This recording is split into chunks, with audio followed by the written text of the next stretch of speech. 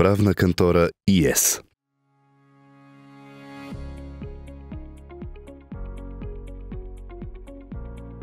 В случай, че получите отказ за изплащане на застрахователно обезщетение, на първо място следва да се запознаете внимателно с основанията на застрахователя. Не е необходимо да бързате с изготвянето и изпращането на жалба, но разбира се, в случай, че счетете отказа за неоснователен или не разбирате основанията на застрахователя, задължително трябва да се свържете с специализиран адвокат по застрахователно право за становище и консултация във връзка с случая.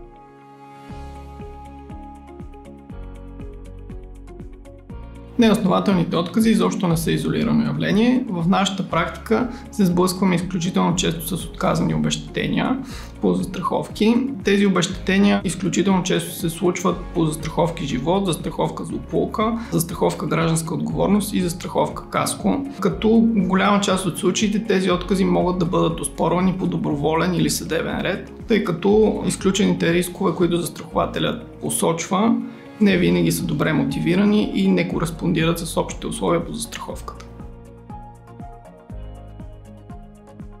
Можете да се свържете с нас за напълно безплатна консултация по телефон или онлайн, както и по Viber. В случай, че желаете, може да дойдете при нас на място в централата ни в град София, както и в офисите на нашите асоциирани адвокати в областните градове.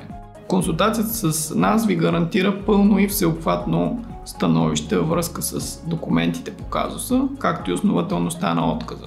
В случай, че намерим, че отказът е неоснователен, ще ви предложим конкретни условия за представителство пред застрахователната компания по доброволен или съдебен ред. По всички наши казуси работим на резултатен принцип, не получаваме никакви предварителни хонорари.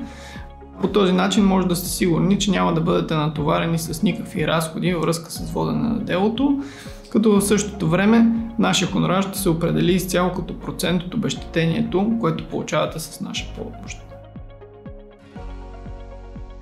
Може да се похвалим с изключително висока успеваемост по този тип дела. 99% статистически от делата, които водим за отказ за изплащане на застрахователно обезщетение, приключваме с успех, като имаме изключително много разнообразни казуси във връзка с всички типове застраховки.